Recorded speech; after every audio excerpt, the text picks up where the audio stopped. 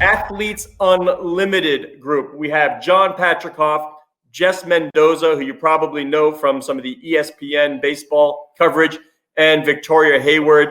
Sort of a new paradigm in pro sports, athlete ownership model, where they are compensated differently, where their production is measured differently. It's not just about how the team does, it's how the individual players do as well. So my friend Jon Patricof had an idea. We talked about it. Boy, how many years ago, John, was it? You told me I have an idea, and we talked about sort of rolling up women's sports, and we thought there was a real opportunity there and an audience thirsting for more. And I will start you with that question. What did you see, sort of what white space in the market as we work towards getting my guy Eben Novoy-Williams on? And when he pops in, there he is. I'll let him take over after that question. So take it away, John. Thanks, Scott. Well, it's 2 years ago, so you remember well, and those were early conversations. I was at New York City FC and MLS, and I was seeing what was happening on the women's side and in the game of soccer. I just really thought there was a big opportunity, and that led to a many-month kind of exploration of the women's sports landscape, and ultimately partnering up with Jonathan Soros, who really helped kind of inspire the idea for how do we do something totally different? How do we really revolutionize kind of the way sports leagues have been run? And the general consensus of, there have been a lot of sports leagues that have have gotten started and have had trouble kind of in their early days. If you're going to do it, you got to do it differently. You have to innovate and think about where the world is heading. And so that was really the inspiration. And Jess and Victoria were two of the people we started to talk to early on. And I remember a conversation I had with Jess. I was in a parking lot in Las Vegas and telling her about the idea. And she was the one I remember who kept saying, I love this. We got to do this differently. If you're going to do this, you got to try and, change the game. And similarly, Victoria and the rest of the players. So it's 2 years, and we only formally announced in last March. So we're less than a year kind of being out there in the public, and it's been a great start. Victoria, I want you to take me back to October 2019. It probably feels like 15 years ago at this point. But I know a lot of you guys, the best softball players in the world, came to New York. Jon pitched a lot of you on this kind of radical idea of building a league with, athletes at the decision table, playing a role in the creation of the content, et cetera. What did that feel like? Are those things you've been thinking about on your own? How revolutionary was that kind of meeting and flowing that forward to the season this year?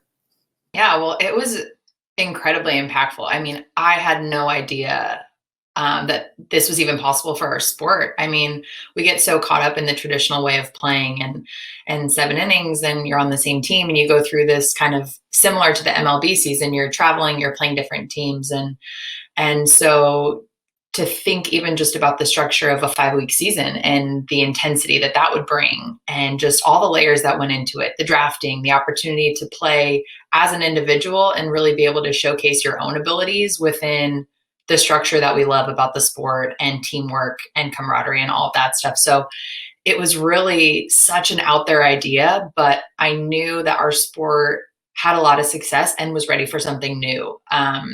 The kind of model of following whatever the men were doing wasn't working, not only for softball, but across the board in a lot of female professional sports. So to hear that it had been researched and they had done market research and just really knew the target audience, that was a huge pull for me, because people have tried to do something new, but it wasn't targeted and as intentional as AU was. And I think that's why it's been so successful in this first year. John, why softball? I mean, this is obviously a model that you can do with many sports. You're planning to do with more than just softball. What was it about softball that made things, made you want that to be the inaugural one? Yeah, so Athletes Unlimited, to start, is a network of pro sports leagues. Softball was our first sport that we launched. We launched it this August. It was a incredible successful first season. In 2021, volleyball will be next, followed by lacrosse, followed by our second season of softball. And we really we did start with Athletes Unlimited. The idea, we could have gone into basketball, we could have gone into soccer, we explored a whole host of leagues. But softball has such a big presence in the United States. It had been so successful on ESPN. ESPN was broadcasting 1,500 games a year at the college level. Ratings had been up double digits year over year from 18 to 19. So we really knew that this was a huge sport. I'd followed it personally, obviously, and always been interested in it, but the numbers backed it up. So that was really the insight around softball. Volleyball, which is our second sport, the insight there was 900 million people play that sport around the world. Lacrosse, there's huge growth. We just heard from Paul. So each one has its own differences, but softball was the first, and it really proved out. There's a huge fan base, engaged, and it's really worked on TV. So we knew that was a big starting point for us. Jessica, I think we have you now. I do want to hear your thoughts just on how much this has changed things versus when you were a player 15 years ago. Yeah, no. And by the way, I do credit Jon and Victoria. I mean, I feel like Victoria is just listening to her speak, she gets it. And so many of the players now understand, and maybe not even because they had the experience of like what we had, which was really once every 4 years. I mean, being an Olympic sport as your catalyst, as basically the highest point you can achieve, you have very minimal opportunity to capitalize on any kind of notoriety and being able to take that into a career. And I could talk for days. I feel like the old grandma in the room. It's like, oh, back when I played, we walked uphill in the snow just to play softball, But the point is it being a part of, ESPN, being on television, understanding entertainment and sports and how they need to meet each other. This is so huge to do things differently. We understand that, everyone here, but I think for the sport of softball to truly be showcased. I mean, as Jon mentioned, it has a huge following. People love it, but it's a matter of being able to bring it in the right way when you're talking about the professional side of things. And I get excited because what I love about where Athletes Unlimited is that it's going to continue to evolve. It's not like, hey, we've arrived, we figured it all out, but it's like we're going to continue to learn and grow and just get better. How different, Jessica, is the social media specifically, that development, right? When you were pitching in 2004 in the Olympics, there was no Twitter or Facebook, I guess barely existed, but having these immediate platforms, and I know Athletes Unlimited is doing a lot with them from a content creation standpoint. How does that make it easier or more pressure to reach fans and to do it in the right way? I think it's huge. I mean, listening to Trevor Bauer, who I feel like is, just previously him talk about it, I cover Major League Baseball. I am so grateful for the Trevor Bauers of the world that aren't afraid to put themselves out there, not afraid to be different, let themselves and their own brand be known instead of trying to be a cookie cutter form of what everyone wants the sport to be. And to be honest, Major League Baseball has been like that for so long, where it's hard to differentiate even the best players as far as who they are. We know their talents and their numbers, but who are these people? Social media allows us to do it. And we've seen it from everyone from the president to the Mets owner and Steve Cohen. I mean, just how much people want to know, who is Victoria Hayward? I get her numbers. I love watching her play. She's on the Canadian Olympic team. I can look up her bio, but who is she? How does she dance? Like, show me some TikTok. Like, there's so many different avenues of social media. It's not just Twitter. That's the thing, is we're seeing more and more and more in how it expands the personalities of these amazing athletes. Yeah, absolutely. And Victoria, you don't have, Athletes Unlimited doesn't have teams even, right? There's no Cincinnati Reds. There's no New York Mets. You are essentially your brand, right? That's you. How do you think about that, personally? I'm sure every athlete is different about how much you want to dance on TikTok, how much you want to, do serious political rants, whatever it is, kind of how you balance all those things. Yeah.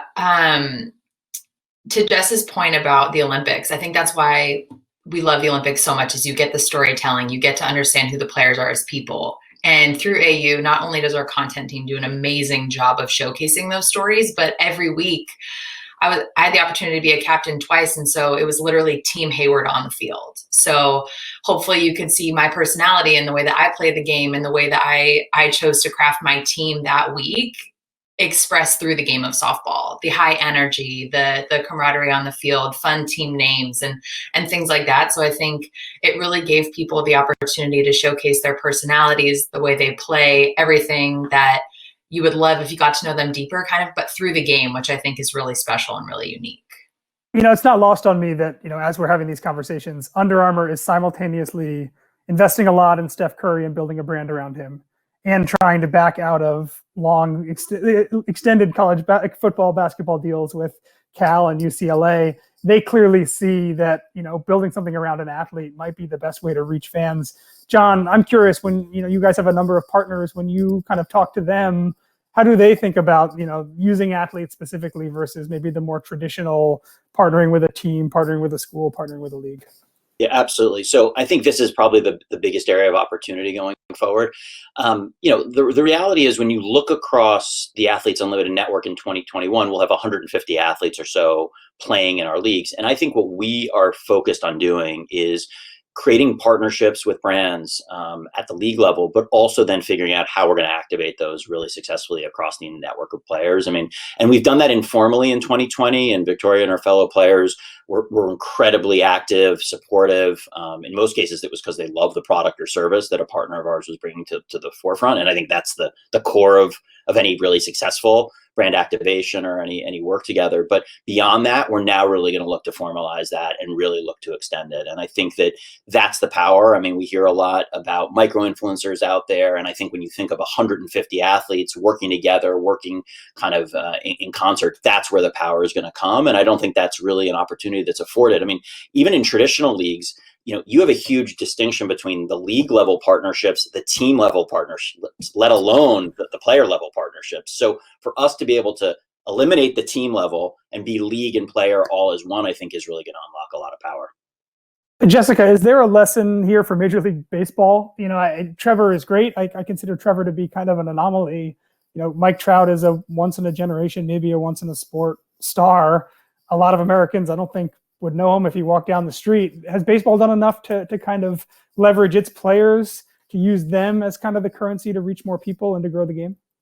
Not even close. And, I think that's something that I feel like even Major League Baseball would admit is they have a lot of growth when they look to brand their players, get them out there. And it's really changing. I mean, that's the good and the bad of America's pastime, is the fact that it's something that's been ingrained one way for so long. The tradition is real in baseball more than any other sport that I've been a part of or even covered.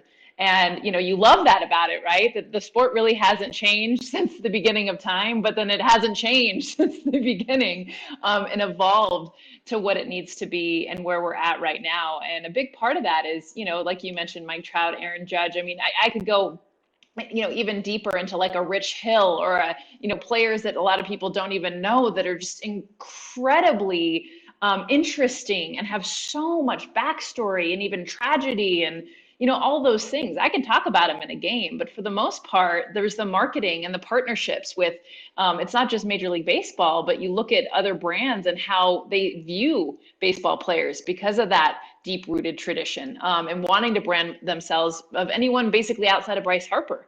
You just don't see a lot of those relationships with the bigger brands, the bigger marketing groups to put these players out there. And a big part of it is because players have been taught not to do that, to actually be very vanilla, be as boring as possible, go do your work on the field, you'll get paid, and they do. That's the thing. They still make their living, they make their money. So there isn't that financial incentive to be able to go out and really, hey, this is who I am. Trevor Bauer's doing it because he believes it, because he wants people to know it. He's not doing it for some financial reason. He's going to get paid no matter what.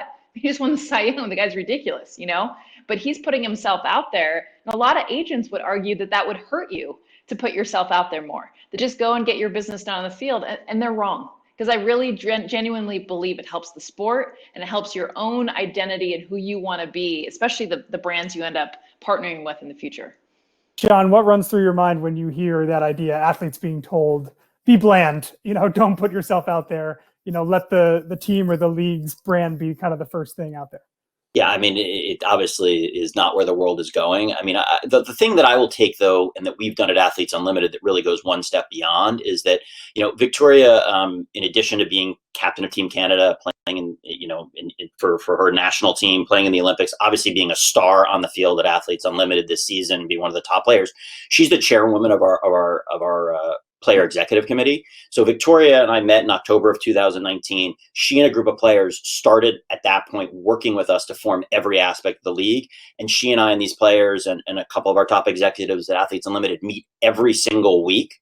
We spend an hour together, and then we end up meeting and working on the league together, probably many, many more hours together. The players that played in the league this year, Victoria and her fellow players selected and recruited. I helped come in, execute the contracts. We supported them, but they're the ones selecting who's going to be playing. They're the ones deciding, the rules of the game and everything else. That level of involvement it's such a quantum difference from anybody else that's doing it out there that is integrating players in any way. And that's, I think, our ultimate long-term success here, which is because it's player driven, because we're working together, there's just a level of trust and camaraderie we've built that I think is really going to help unlock power. And I think that's the future of pro sports leagues. That's when we talk about athlete empowerment. That's really the level at which it needs to get to really change the way things are done. Victoria, if you can share, what are those conversations like for this athlete panel thinking about the next Athletes Unlimited season next year? Kind of what worked? What are you looking to kind of build on? Any changes for year two?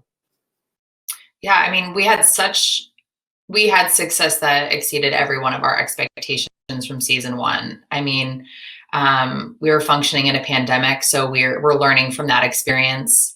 We've created such a unique culture around. We were in a bubble, right? So we were experiencing everything together in a really kind of communal, bigger team environment. So how do we take what we learned from that, the success we had, the connection we had as an entire league, and recreate that in hopefully next year a non-COVID universe? So we've learned a lot. I think as we went through the season, people could see that this was different and this was the real deal. I think throughout the process, trying to sell people on the idea of Athletes Unlimited, it's such a complex and multifaceted idea that there's no kind of 30-second elevator pitch. It's really everyone's continuing to learn so much about the player ownership. Just even my role as the chair of the player executive committee and what that means, and we really created every single rule that went into the game. So when Jess is talking about kind of someone from above making it vanilla, that's us choosing whether we want to be vanilla or have sprinkles or whatever it is. So we were a part of every single decision. And now getting that buy-in, we had such an awesome first season. We have so much interest. We've seen the sport and the system itself come up in college, which has been amazing. Travel ball is engaged, which we now finally have the entire softball community together. And so what can we capitalize on? I think we're going to continue to have the best players in the world, and the quality of the softball is just going to go through the roof. So we're super excited about that and how we can capitalize on volleyball and lacrosse and people truly becoming fans of Athletes Unlimited, not just the softball aspect. So we're really excited about that. All right, Victoria, John, Jess, thanks so much. Eben's going to hang around. Although, Jessica, you said one thing that I'm interested to hear from some of the other panels, that like Trevor's going to sign a monumental contract. However, I think more and more athletes are really learning the distinction between, yes, there's generational wealth, and then there's ownership wealth. And there's a big difference between the two. And how do athletes capitalize their fame, fortune as players to really take that next step to the ownership ranks? And later on, we're going to hear from A-Rod, and we all know he's called A-Rod Corp. And I wonder how early in his career he realized that I'm a corporation and I'm going to treat myself as a corporation. So thank you for the takes. Athletes Unlimited is certainly on the cutting edge of what is new in sports and athletes. And we thank you for joining us.